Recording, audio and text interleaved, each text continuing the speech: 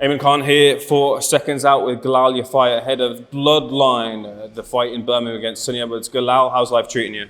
Yeah, not too bad. Not long to go now. What is it? Just over a week, is it? So yeah, not too long. Looking forward to the real rivalry getting settled. Just before we get onto that, touching base with the community, you and your brothers have been taking over this gym, the running of the gym. How are you divvying up the responsibilities between the three of you as you look to really push the gym to new heights? Yeah, I've taken over our old gym that we started when we was young, Birmingham City Amateur Boxing Club. My brothers have been, the forefront of it. They've got free time now. They're retired from boxing, so I kind of take a backward step and concentrate fully on my career. But yeah, I've got my hand in being here and training here now and again, and just being involved as well. What's the feeling like heading into next weekend against Sonny Edwards? It's a real rivalry fight. I'm actually put a lot of promotion behind it. So I just watched the promo. It was really, really good, talking about the families and kind of the history that you've had. But how do you feel like heading into that fight?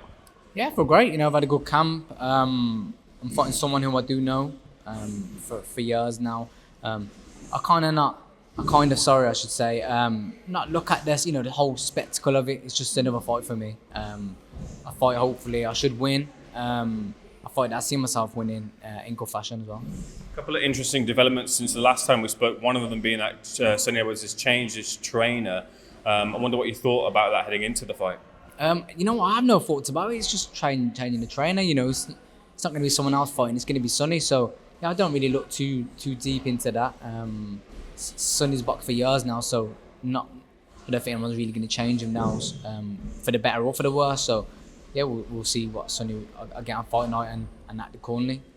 It's interesting because maybe it's more of a factor for people like pundits to discuss pre-fight, because looking into it, you've got a strong link with you and Robert McCracken, and Sonny would have had that with previous trainers, but he's coming in with a new trainer heading into this one. So do you feel that maybe when it comes to those percentages and edges, would it be an edge in the fight game, having you having an experienced trainer and Sonny not having that in his corner in terms of their relationship so far? I don't know, obviously having a good trainer is brilliant. I don't really know his trainer, so I don't know if he's good or not.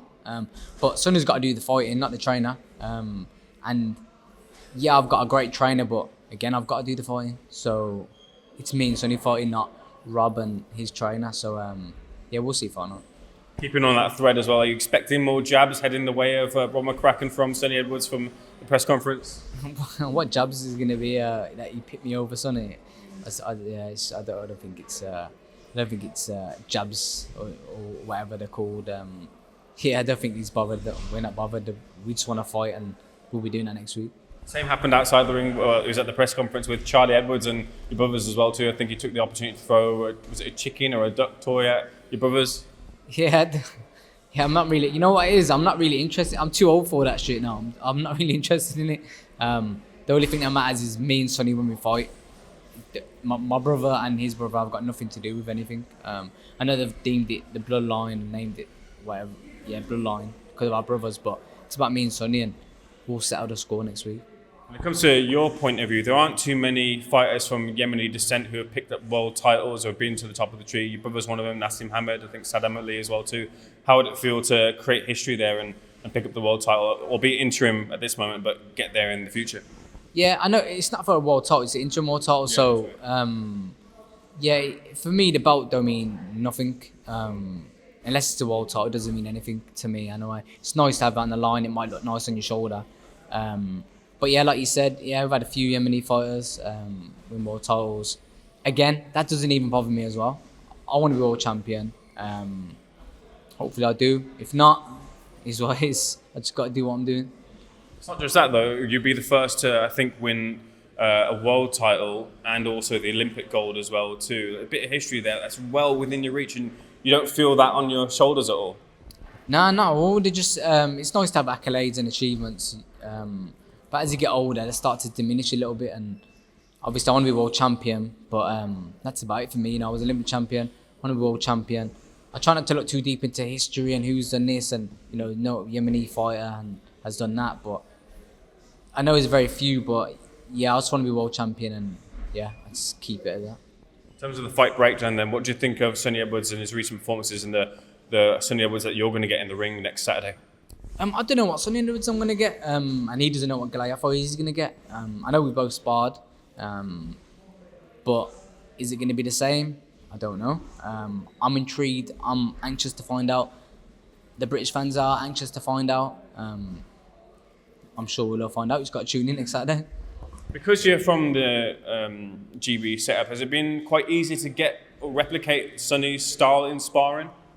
Yeah, we've had good sparring partners. I've sparred Sonny as well many times, so I can kind of gauge what he's going to bring, and he can probably gauge what I'm going to bring. But it's doing it in the fight. No matter who you got for sparring and whatnot, it's what you do in the fight and who gets it right in them 36 minutes or less. So I plan to do that next Saturday. He plans to. We'll see who gets it right. Let me get your thoughts on a couple of things and I'll let you go. First of all, this past weekend we had a big event in the form of Mike Tyson and Jake Paul. Did you get a chance to watch it? What do you think of it? I didn't watch it, to be fair. I like watching proper boxing, like proper fighters. Like not disrespectful to either of them. They made loads of money. Mike Tyson's a legend, and Jake Paul's not really a proper boxer. So, but fair play to them both. They made loads of money, and but yeah, I'm not really interested in watching them kind of fights. Really, I want to watch a good fight, not an old guy who's fighting someone who's not very good. It's just pointless for me. How much of an influence was Mike Tyson growing up in your career and influencing you to really kind of get to the top? He weren't really an influence. He's just someone that I'd seen growing up. Everyone knew Mike Tyson. He was a great boxer. But he weren't really, I wouldn't say an influence, but he was someone that I looked up and thought, he's unbelievable. Everyone knows him. But yeah, he's had a great career. And yeah, he's made loads of money as well. He did say that when the final time we see him in the ring, he'd want to do another one potentially with Logan. A lot of people kind of off the back of what we saw in the first time around are quite concerned, I guess, about Mike. Yeah, like who at nearly 60 should be fighting. Nobody should. Especially against 20 is he 27, Jake Paul? 27-year-old. So yeah, it's not the fairest of things, is it? But crazy things have happened in the sport. But yeah, it's not something that you really want to see. But people must be interested because they watched and they made loads of money. So the ball's gone a little bit mad. So it's what it is. Another man you'll know well in the form of Anthony Joshua doesn't seem to be taking the rematch with Daniel Dubois and seems to be waiting for the Fury Usyk rematch to happen and maybe take one of them. Do you think that's the right move? Maybe. It was a pretty one-sided fight against Dubois, but Joshua's done unbelievable in his career, and I'm sure if anyone can choose what they want to do, it's him. He's got that right. But whatever he chooses to do, I'm sure it'd be the right decision. Very last thing, what happens in your fight with Sonny Edwards? No idea. I wish I knew the answer.